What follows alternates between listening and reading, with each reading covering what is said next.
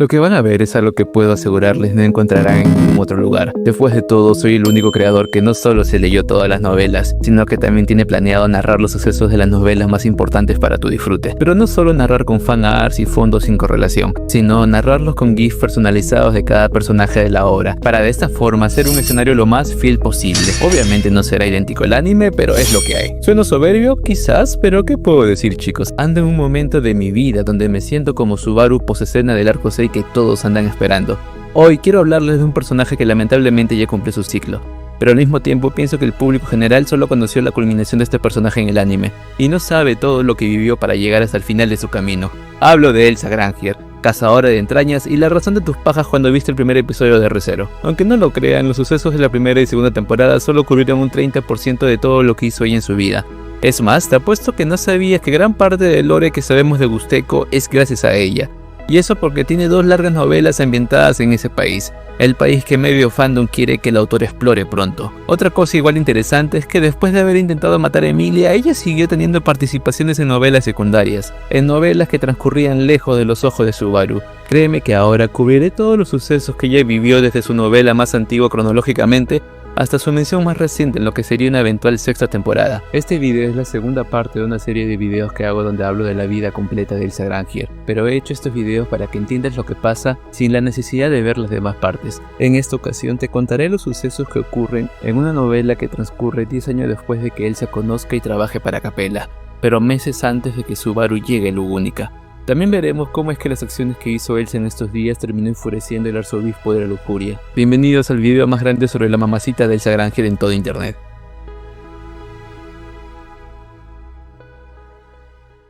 Y así llegamos a una novela que sinceramente me asombra que muy pocos conozcan, porque a día de hoy, junto a la novela de las chicas del apocalipsis, es la novela con más lore sobre Gusteko. Acá nos hablan sobre los caballeros acólitos, quienes son los equivalentes a los caballeros reales de Lugúnica. Se profundiza un poco en el rango de caballeros acólitos pertenecientes a la iglesia gustekiana, y también se habla sobre cómo llegan las órdenes dadas por el gobierno. E incluso nos presentan nuevas locaciones, unas que no vimos durante los sucesos de las chicas del apocalipsis. Personalmente no encuentro esta novela tan interesante, y eso porque siento que el autor intenta darle una que otra actitud de antihéroe a Elsa, pero no logra convencerme del todo. Verán, en esta novela vemos cómo Elsa temporalmente se pone del lado de los buenos, y si bien es un cambio interesante, a menudo yo mismo termino olvidándome de la existencia de esta historia. Así que, como te digo, es una novela que no es tan memorable para mí, pero quizás otro fan de Elsa pueda darme una opinión contraria. Se narra que esta novela se sitúa 10 años después de que haya empezado a trabajar para Capella, y también se dice que pasa meses antes de que Subaru llegue a Lugúnica. De hecho, es en esta novela donde Elsa provoca un gran caos en Gusteko que hace que pase la clandestinidad. Incluso se dice que Capella estaba molesta con ella por este resultado. ¿Pero qué hizo Elsa que enfureció a Capella?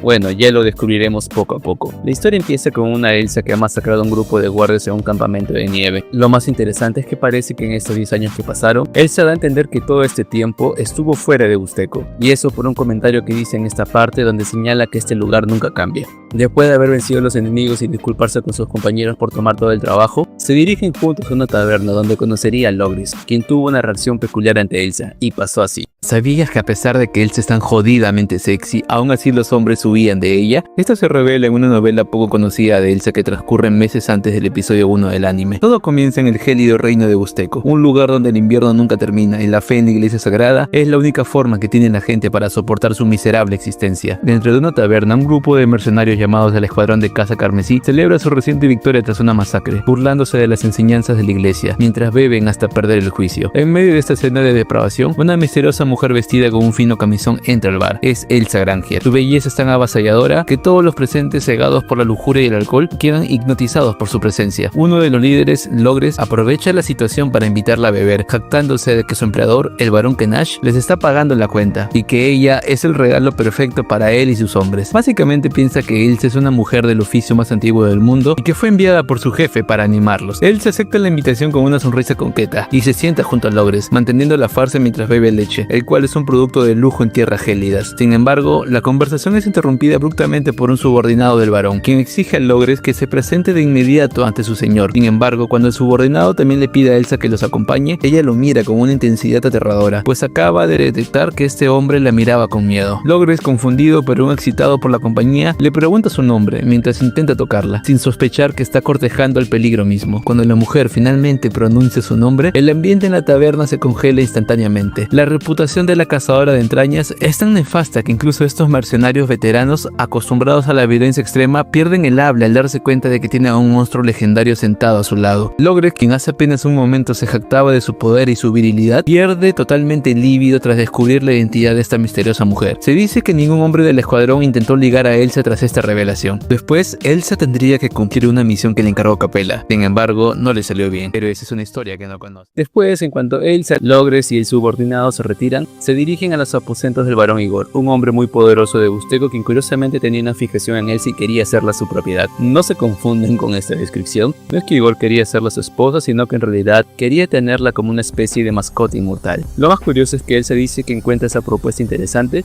pero no la atraen los hombres con un estilo de vida poco sano. Después del rechazo al varón, este le encomienda una tarea a Logres y Elsa. ¿Pero qué tarea les encomienda? Les encomienda la tarea de purificar la tierra de un villano llamado Víctor, quien está traficando con humanos.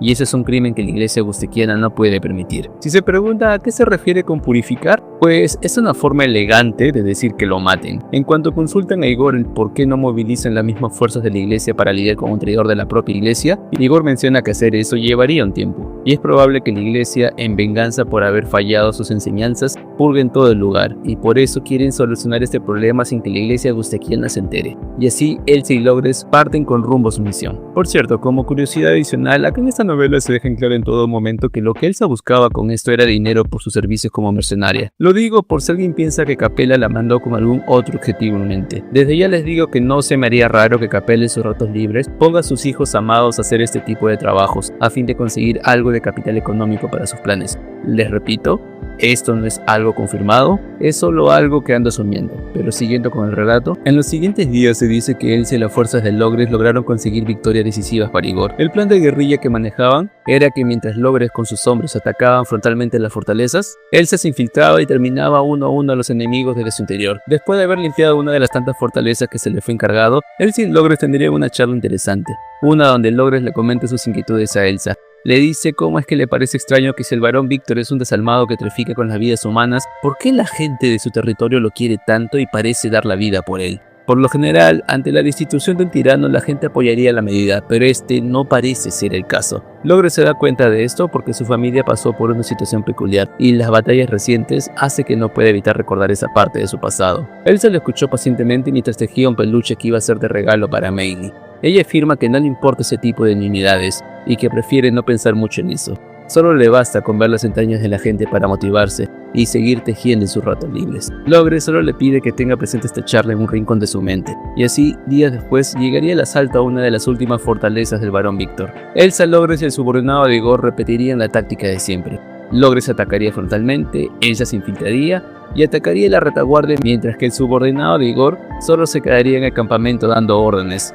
Entonces, después de que Elsa se separa, pasaría lo siguiente. Mascullando algo inaudible, Elsa se apartó del grupo para continuar por su cuenta. Sin dejar rastro sobre el sendero nevado, alzó la vista hacia los edificios que se aproximaban. La edificación, oculta en medio de la ventisca, era totalmente visible desde el exterior gracias a la iluminación de una lámpara de cristal. Elsa reflexionó que aquel nivel de descuido era extremadamente raro, pues, considerando su inminente derrota, le resultaba sorprendente lo despreocupados que se mostraban. Se preguntó si era posible que el enemigo careciera de inteligencia o tuviera una comprensión muy pobre de la situación. Tan pronto como comenzó a albergar esas dudas, escuchó el débil sonido de una batalla proveniente de la dirección donde había dejado al escuadrón de caza carmesí, comprendiendo que era la señal de que los guardias de la fortaleza y Logres habían iniciado el combate. Su papel era utilizar esa batalla como cobertura para infiltrarse en el edificio y eliminar los puntos clave del enemigo, pero, mientras escalaba la pared trasera buscando un pasaje para escabullirse,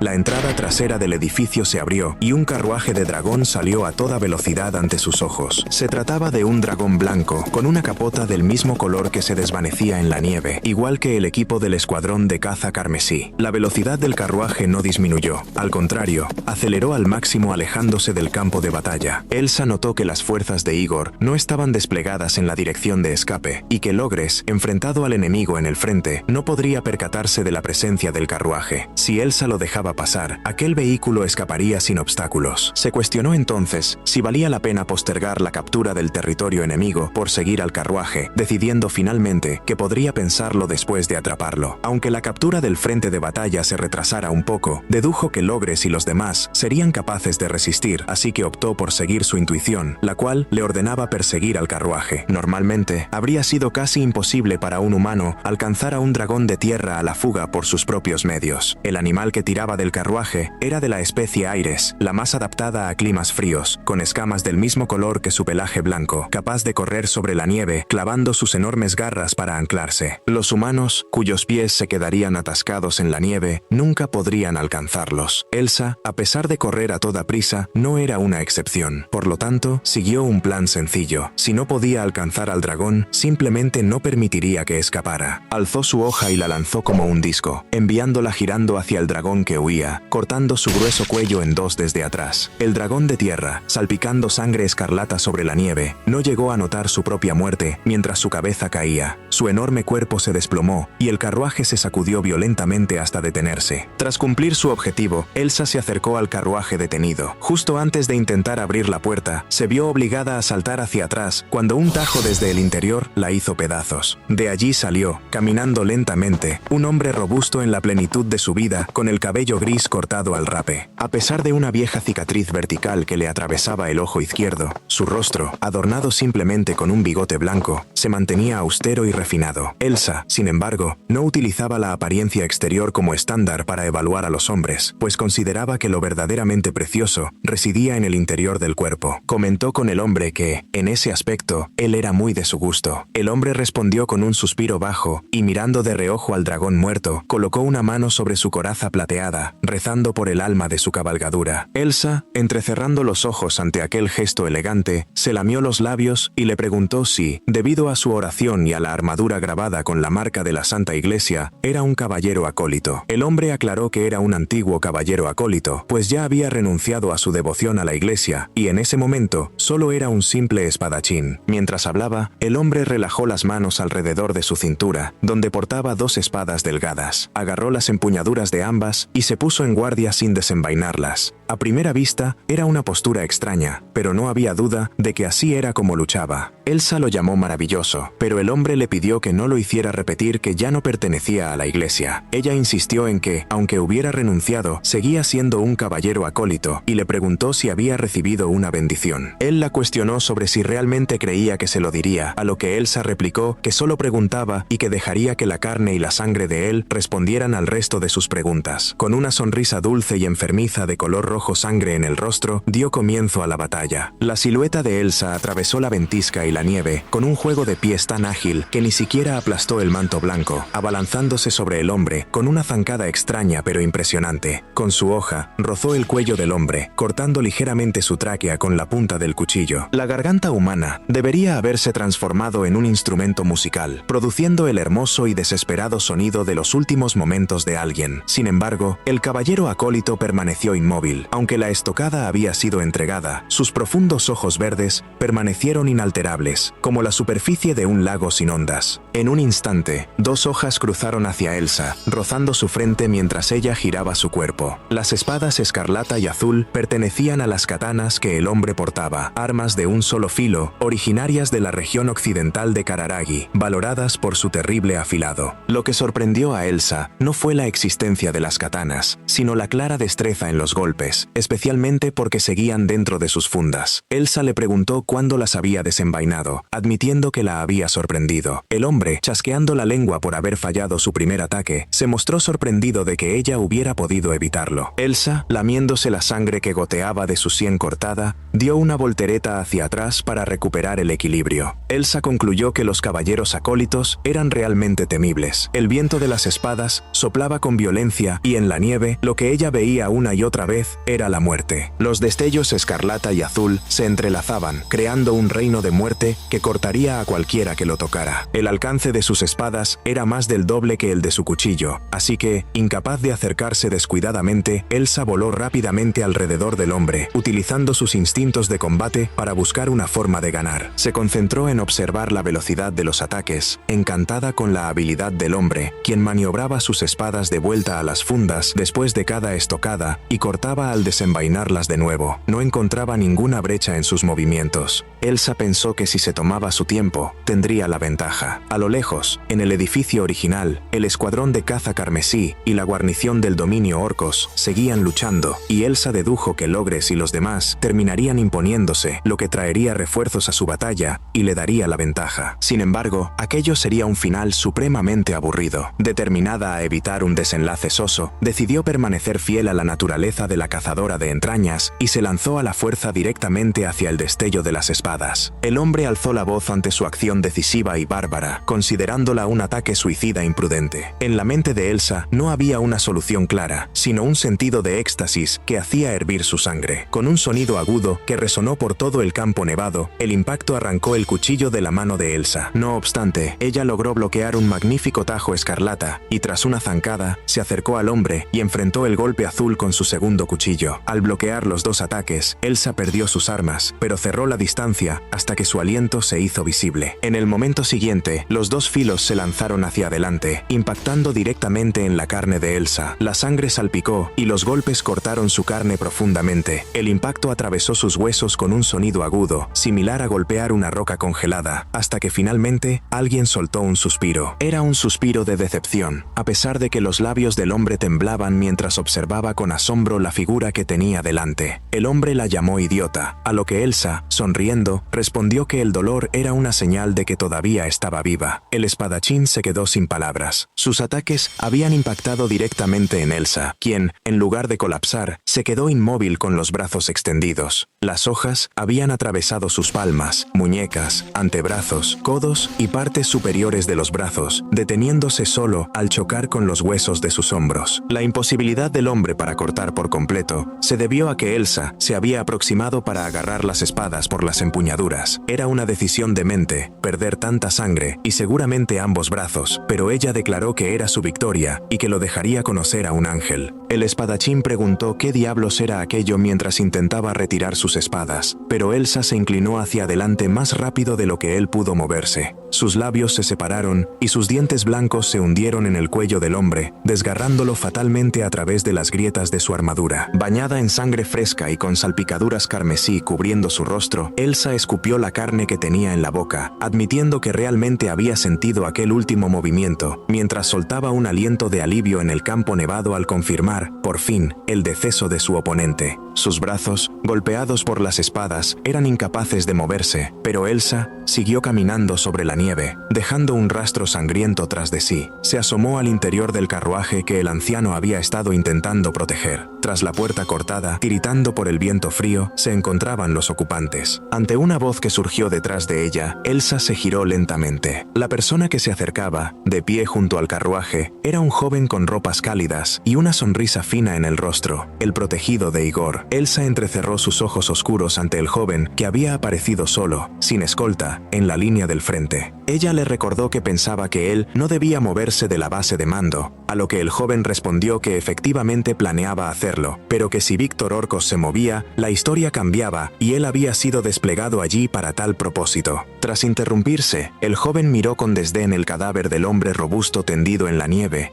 y comentó que supuso que ni siquiera tuvo un papel que jugar, elogiando a la cazadora de entrañas, por ser incluso mejor de lo que decían. Elsa respondió que no estaba segura de poder aceptar su elogio en su situación actual, preguntándole por qué era necesario que él saliera cuando Víctor Orcos se movía. El joven, manteniendo su sonrisa, le devolvió la pregunta. A una distancia de unos 10 metros, sin nada que obstruyera su vista ni sus voces, Elsa notó que sus brazos estaban inmovilizables, sus armas no estaban a su alcance, y su corazón latía ruidosamente en su pecho. El hombre tendido en el suelo era Víctor Orcos, la fuente culpante del incidente y un traidor que trataba a su pueblo como esclavos, pero Elsa se fijó en que los niños en el carruaje estaban vestidos con pieles cálidas y ropa pesada, concluyendo que aquella no era la clase de ropa que se le pondría a los esclavos. Cuando el joven le preguntó qué le hacía decir eso, ella respondió con frialdad que hablaba por experiencia personal, pues los esclavos suelen llevar harapos andrajosos, heridas de golpes, piel mugrienta y pelo sucio, siendo antinatural que no presentaran nada de eso. El rostro del joven se tensó ligeramente ante la respuesta llana de Elsa, quien recordó su pasado. Con una sonrisa falsa y visiblemente molesto, el subordinado se rascó la cabeza y le dijo que, como ella era la favorita de Igor, no quería hacerle daño. Elsa replicó que no tenía interés en el varón por ser demasiado gordo. Ante la respuesta, el joven le advirtió que no dudaría, y, desplegando la palma de su mano hacia ella, un deslumbrante destello de luz blanca salió disparado. Se trataba de una forma de vida oculta con poder sobrenatural. Elsa identificó al joven como un caballero acólito contratado con un espíritu justo antes de que varios rayos de energía destructiva surgieran de aquella luz blanca, engullendo a la inmóvil Elsa en un resplandor brillante que bañó todo el campo nevado. No se sabe cuánto tiempo pasó, pero se dice que poco después Elsa despierta abrigada dentro de una habitación. Lo más curioso es que la primera persona que lo saludó fue Víctor, el hombre al cual supuestamente ella había matado, y del cual Elsa había escuchado todo tipo de malos rumores. Allí empezarían a charlar y Víctor le revela que no murió gracias al poder de su bendición. Acá vale la pena resaltar que una bendición es lo mismo que una protección divina. Por lo que recuerdo, una bendición es una especie de poder o espíritu que te entrega Otlas cuando empiezas a servir como caballero acólito. De una forma u otra, esta bendición hizo que Víctor vuelva a la vida justo en el momento en el que Elsa fue incapacitada por su antiguo aliado. Se dice que Víctor luchó contra él y no solo ganó, sino que también logró cortarle la cara. Después de derrotarlo, una niña llamada Nora pidió a Víctor que por favor no la maten, y así terminarían llevándose a Elsa consigo. Elsa entonces en el presente ve a la niña y la reconoce. Se dice que cuando ella atacó el carruaje fue Nora quien se puso enfrente de los demás niños para intentar defenderlos, pero ahora le pregunta a la niña por qué la salvó. Entonces la niña le cuenta cómo ella en el pasado fue salvada de morir por Víctor, cómo es que le duele que la gente lo acuse de crímenes que no cometió cuando él es la persona que salvó a su pueblo, y cómo fue salvada por las enseñanzas de Busteco. Ella todavía quiere seguir viviendo bajo esas enseñanzas, aun cuando esas creencias están en su contra justo ahora. Tras escuchar esto y confirmar que fue la misma Nora quien curó todas sus heridas, Elsa solo le dice que seguramente los colores de sus entrañas deben ser bonitas. Finalmente Víctor interviene y le pide que se retire en cuanto pueda volver a moverse. Elsa acepta, pero antes de recuperarse completamente pide un favor, que le den una aguja e hilo. En lo que el tiempo pasaría y él se recurara, en todo momento a su lado estuvo Nora, quien recibió clases de Elsa para aprender a usar la aguja e hilo. Genuinamente Elsa disfrutaba el tiempo que pasaba con ella, ya que la niña tenía potencial con esta manualidad. Allí, Elsa le cuenta un poco de cómo era su vida como esclava y cómo es que no quiere volver a ser una. De cierta forma, Nora la comprende y la reconforta, por lo que Elsa no puede evitar sentir la necesidad de querer repagar su deuda. En todo este momento se dice que habían hombres al servicio de Víctor que entraban y salían del edificio. No lo hacían solo para asegurarse de que Elsa no se ponga violenta y ataque a la niña, sino porque se venía una inminente guerra que todos sabían que perderían. Así que después de darle un cumplido a Nora por su habilidad con las agujas, le dice que no es muy buena comprendiendo los sentimientos de los demás. Así que si hay algo que necesite ella, puede ayudarle. Es así como Nora le pide que la salve mientras menciona cómo es que Víctor y sus hombres son obligados a pelear una guerra que saben que no pueden ganar. Elsa solo le dice que pagará lo que debe. Después vemos cómo él se escapa de la mansión de Víctor, pero cuando ya creía haber escapado, Víctor la encuentra y se pone en posición de combate. Le comunica que si se va y tiene todas las intenciones de volver a reunirse con las fuerzas de Igor, entonces no se lo permitirá, pero si hará otra cosa le pide que se lo diga. Después de todo, no quiere ignorar los buenos deseos de Nora por ella. Elsa, ante la franqueza de Víctor, solo dice que hará lo que le plazca, y esa declaración suya fue suficiente para que Víctor la deje ir. Aunque antes de irse, Elsa le pide que la próxima vez que se encuentren, se aseguren de pelear a muerte. Lo curioso es que al verla marcharse, Víctor menciona que espera que esa flecha no se vuelva en su contra, y eso tendría relevancia más adelante. De esta forma, Elsa regresaría a la mansión de Igor. Y entonces pasaría lo siguiente. En un hall cálido, Elsa fue recibida por un hombre obeso llamado Igor Kenash, quien, tras ser su empleador y líder de la operación de purificación del dominio de Orcos, le dedicó una sonrisa cariñosa al verla regresar. No obstante, al notar los vendajes en los brazos de ella, su expresión se tornó inquisitiva y lamentó que sus hermosos dedos hubieran sido arruinados. Elsa explicó que se había tratado de una batalla y que, al intentar quitar la vida a otros, era inevitable sufrir heridas. Ante esto, Igor manifestó su descontento por la ineficacia de su subordinado, el caballero acólito llamado Macarista, en lugar de preocuparse por el estado de Elsa. Aparentemente, el enfrentamiento entre ambos no le había sido comunicado, lo que llevó a Elsa a sospechar que pudo haber habido un fallo en la comunicación o que Macarista había muerto a manos de Víctor, una posibilidad ante la que se sintió decepcionada, pues aún no había podido ver las agallas de aquel usuario de espíritus. Apartando su decepción, Elsa indagó sobre la identidad de los dos jóvenes que se encontraban detrás de Igor, quienes eran tan parecidos entre sí que parecían gemelos y lucían una brillante armadura sagrada grabada con el sello sagrado, confirmando que eran miembros de los caballeros acólitos. Cuando Elsa sugirió que habían llegado nuevos guardias durante su ausencia, Igor confirmó que fueron enviados desde las altas esferas como prueba de que el reino consideraba su papel importante, añadiendo que, si algo le sucedía, el ataque al dominio de Orcos se desmoronaría, por lo que Víctor Orcos se vería obligado a intentar un objetivo desesperado. Elsa comentó, con un tono entre la admiración y el sarcasmo, que se trataba de una hospitalidad bastante generosa. Ante sus palabras, los caballeros se tensaron, pero Igor les pidió que no se alteraran, argumentando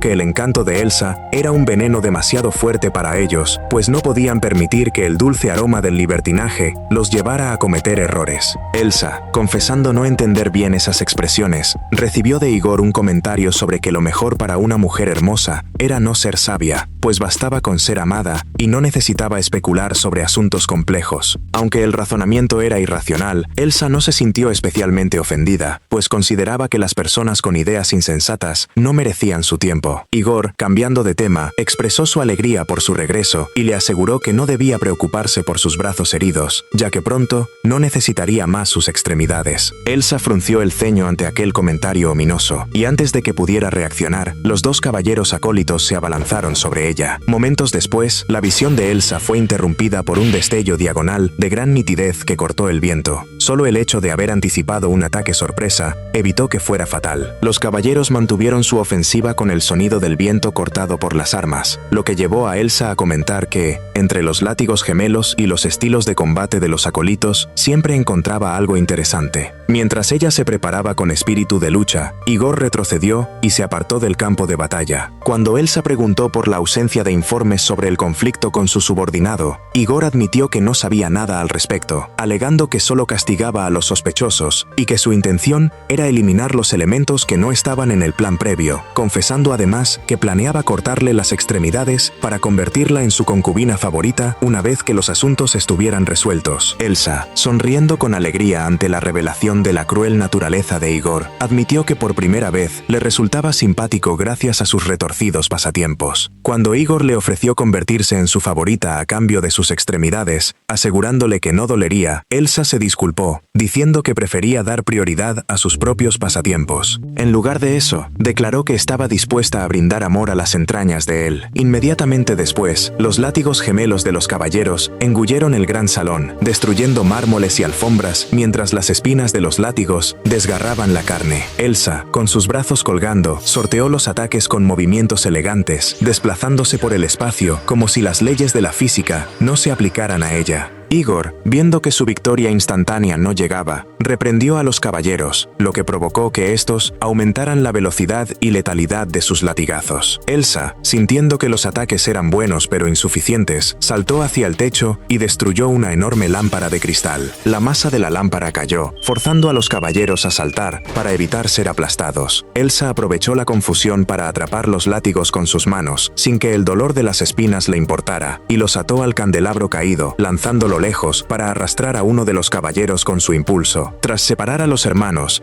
y usar a uno como escudo humano contra los latigazos del otro, Elsa les infligió heridas similares y finalmente los atrajo hacia ella para que colisionaran. Con sus torsos alineados, Elsa desenvainó un kukri y, de un solo destello, seccionó la armadura y los cuerpos de los gemelos, acabando con sus vidas en un mar de sangre y vísceras. Tras confirmar la muerte de los caballeros, Elsa examinó sus restos con fascinación, notando que, aunque fueran gemelos, sus interiores eran completamente diferentes. Igor, viendo a sus escoltas muertos, balbuceó con pavor, pero Elsa le recordó que sus armas estaban totalmente curadas, pues en realidad no había sufrido heridas graves bajo los vendajes. Cuando Igor intentó implorar por su vida citando su mando bajo la iglesia de Gusteco y advirtiendo que su muerte la convertiría en enemiga del reino, Elsa cerró los ojos con deleite al escuchar tal descripción. Con una sonrisa cargada de intención asesina, le confirmó que aquel título le parecía encantador, lo que provocó que Igor huyera despavorido hacia lo profundo de la mansión, gritando por ayuda. Igor corrió frenéticamente por los pasillos, buscando a sus más de 20 mercenarios, pero al darse cuenta de que no había rastro de ellos,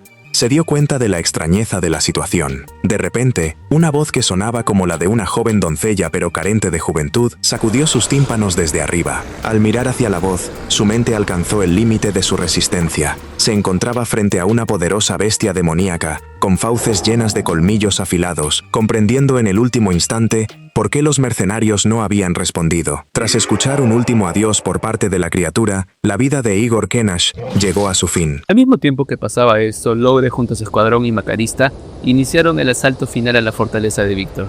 Debido a que él se había desaparecido, asumieron que fue Víctor quien la mató, y por eso fueron preparados. Y así, después de una táctica de guerra, lograron iniciar el enfrentamiento haciendo que una gran piedra de maná explote y le quite una de las piernas a Víctor. Aún a pesar de haber perdido una extremidad, Víctor se enfrentó a todos solo y logró bajarse la mitad de los rivales, pero el peso de sus heridas fue demasiado, y cuando cayó al suelo pensó que parece que Elsa no llegó a tiempo. Al instante llega Macarista, y no puede evitar guardar su resentimiento por las heridas que le hizo Víctor hace unos días, y en medio de este regaño, Elsa llegaría. Y pasa lo siguiente. Justo cuando la situación parecía insostenible, una voz familiar, cargada de un tono glamuroso, irrumpió en el lugar e impidió que los presentes se movieran. Con pasos ligeros, una mujer solitaria vestida de negro y con una larga trenza del mismo color, aterrizó en medio de la devastación del gran salón. Dedicó a los hombres, que se habían quedado rígidos, una mirada aterradora, lamentando que no hubieran tenido la oportunidad de un encuentro afortunado, a pesar de que ella se había tomado muchas molestias para prepararse. Logres, quien al reunirse con ella, sintió un funesto presentimiento. La observó mientras Elsa ladeaba la cabeza y susurraba lánguidamente. La mirada de la recién llegada pasó de largo ante Logres y Macarista para clavarse en Víctor, quien moría lentamente. Víctor le preguntó si había regresado como una flecha perdida para rematarlo, a lo que Elsa negó, identificándose como la cazadora de entrañas y afirmando que había vuelto porque traía algo que él deseaba. Comentó con pesar que, si él quería que se lo entregara, ella habría preferido que lucharan por ello, pues esa era su esperanza. Con aquel comentario, Elsa levantó un extraño paquete redondo y negro, del tamaño de un brazo, cuya forma y dimensiones despertaban una sensación desagradable. Por el perfil divertido de Elsa, Logres intuyó que aquello que envolvía no era nada bueno. Ella añadió que tanto el hombre como sus dominios estaban acabados, por lo que aquel regalo resultaba ahora un desperdicio. Macarista interrumpió su charla exigiendo que dejara de ser tan despreocupada, mientras se aferraba a su vendaje empapado en sangre y miraba con odio a Víctor. Macarista le recriminó cómo se atrevía a mostrarse ante él tras haberle arrancado los ojos, recordando su promesa de luchar hasta la muerte si se volvían a encontrar. Elsa le dio la razón con absoluta indiferencia, aunque aquel intercambio permitió que Logres comprendiera el origen de la disputa. Las cicatrices en el rostro de Macarista habían sido talladas por Víctor, y probablemente esa era la razón por la que Elsa había desaparecido durante la misión. Macarista, intentando elevar su propia importancia, le preguntó si creía poder ganar uniéndose a aquel hombre, cuyo enemigo era la iglesia de Gusteco y el mismísimo Rey Santo. Elsa, en cambio, se mofó de él, comentando que estaba cometiendo exactamente el mismo error que su maestro. Acto seguido, Elsa desató el nudo del paquete, el cual se abrió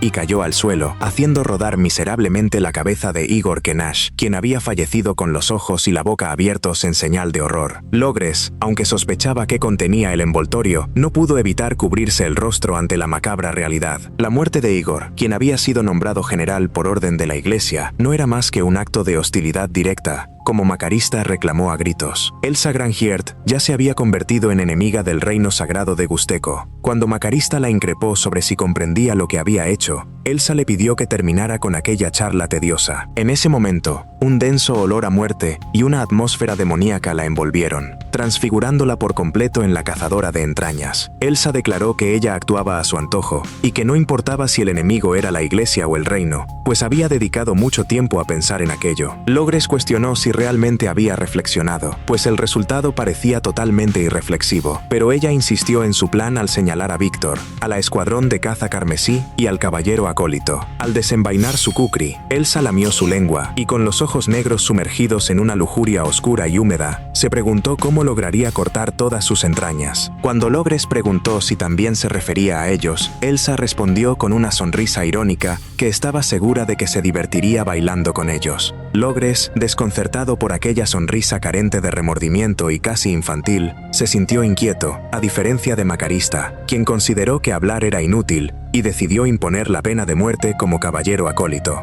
Elsa le preguntó si eso significaba que sería su oponente, a lo que él respondió que la haría olvidar la suerte de haber sobrevivido y que lamentaría no haber escapado. Encolerizado, Macarista invocó una luz pálida que se transformó en una serpiente de escamas azules, un espíritu que manifestó un poder fuera de lo común. Elsa, sin embargo, consideró que aquel joven brillante, destinado a ocupar los puestos más altos de la iglesia, era realmente alguien digno de lástima por haberse cruzado en su camino. Poco después, Elsa observó con sencillez que, si el usuario de espíritus moría primero, su espíritu también desaparecía, justo tras destruir el corazón de Macarista, quien lanzó un último grito antes de perecer. Su cuerpo quedó acuchillado en múltiples partes, especialmente en el abdomen, una visión tan horrorosa que incluso los mercenarios veteranos de Logres quisieron desviar la mirada. Elsa, al limpiar la mancha de sangre de su kukri, se dirigió a ellos preguntando qué planeaban hacer a continuación. Logres, con timidez, le comentó que no tenían nada que hacer, pues aunque oficialmente debían luchar hasta la muerte, ya no estaban de humor para ello, especialmente porque quienes podían ordenarles actuar estaban todos muertos. Elsa, con ironía, preguntó si ya sabían que ella se encargaría de esa oportunidad, a lo que los mercenarios confirmaron que, por supuesto, estaban al tanto. Ante la imposibilidad de luchar en aquella atmósfera, su espíritu asesino se disipó con pesar. Logres le preguntó, con genuina curiosidad, cómo había logrado hacer todo aquello en solo 4 días, considerando la distancia entre la mansión de Igor y el dominio de Orcos. Elsa reveló que había tomado prestadas las piernas de su hermana. Ante la duda de Logres, una enorme sombra emergió de repente tras ella, como si hubiera salido de la oscuridad. Se trataba de una bestia demoníaca, una criatura de pelaje negro y 4 patas, un tipo de bestia conocida como León de las Sombras. Lo que sorprendió aún más a Logres fue la joven pelirroja que rodó desde el lomo de la bestia, aferrándose al moribundo Víctor con desesperación. A pesar de sus abrasiones, la niña le rogó a Víctor que no muriera, pero, tras un último susurro inaudible para Logres, el traidor Víctor Orcos falleció. Logres, abrumado por la sucesión de eventos, se llevó las manos a la cabeza ante aquel desenlace. El silencio se apoderó de la estancia hasta que la joven rompió el mutismo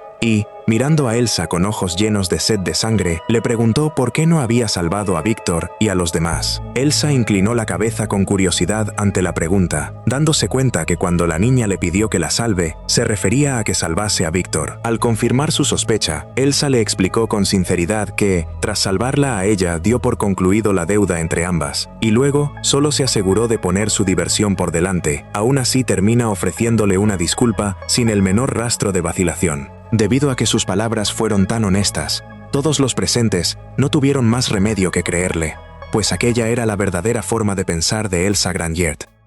Y así terminaría pronto la historia de Elsa al aparentemente regresar a Gusteco. Y se preguntan qué pasó después de que Elsa se diera cuenta de que la chica le pide en realidad que salve a todos y ella malentendió su deseo. Se dice que la niña agarró una daga e intentó terminar con la vida de Elsa, pero fue detenida por los mercenarios de Logres. Parece que Elsa está satisfecha con el resultado, ya que al ver que la niña tiene odio por ella ahora, eso hará que la niña busque crecer y eventualmente tome venganza en contra de ella. Y sobre Logres, digamos que Logres logra convencerla para que no peleen bajo la excusa de que la consideraba una aliada. Así, Elsa se despide de ellos, no sin antes pedirle a él que cuide de Nora. Poco después, Elsa se encontraría con Meili, quien tenía un Guilty Love consigo, y fue esa bestia la que usó Elsa para llegar rápido a los puntos de la misión. Ambas tienen una charla comentando las cosas que Elsa hizo en esta novela. Cosas que ya sabes por las revelaciones que te digo en este video, pero lo más interesante es que Meili señala que Elsa no ha conseguido el dinero por el pago de las misiones, y también ha puesto a todo Busteco en su contra. Esto hará que sea difícil para Capella operar en esa región. Meili concluye diciendo que su madre estará furiosa, aunque parece que a Elsa le da igual esto. Lo que diré ahora es algo que no recuerdo de dónde lo saqué, pero aún así pienso que es un headcanon genial. ¿Recuerdas cómo Meili era castigada por Capella? Bueno, juraría haber leído que cuando Elsa era castigada de la misma forma, a ella le daba igual todo, ya que simplemente su naturaleza no le permitiría romperse como Meili. Y sinceramente, tras ver cómo de descuidada puede ser Elsa, pues me la creo. Ojalá algún día recuerde el extracto de donde leí esto. Por último, debido a que ahora las chicas ya no pueden operar con facilidad en Busteco, decidían a qué nación irían ahora. Y mientras descartaban Kararagi, Elsa dice que su instinto le pide que vayan al reino del dragón, es decir, a Lugúnica. Y así terminarían los sucesos de esta novela. Ahora lo que sigue son una serie de novelas secundarias que no salieron en el anime y que nos habla sobre qué cosas hizo Elsa en lo que Subaru tenía sus aventuras. Cubriré todas, pero absolutamente todas las novelas en la tercera y última parte de mañana. Pero eso ha sido todo hasta ahora. Recuerda que hacer este video tiene mucho trabajo por detrás, y pronto pienso hacer uno con la historia de la novela llamada X1, novela que explora la relación de Crush con Félix y el fallecido príncipe Fourier, quien actualmente tiene un legado importante en la novela. Pero ese será un video más complicado porque hay más escenas de acción, así que si quieres apoyar, dejaré el enlace a mi Ko-fi. Aclaro que no estoy condicionando a que se llegue a la meta para hacer el video, siempre dije que puedo financiar los videos por mi cuenta, pero si alguien quiere apoyar, bienvenido sea. También comparto mi Instagram, donde suelo responder mensajes y compartir extractos de mi día a día por si alguien quiere seguirme. Ahora sí, me despido.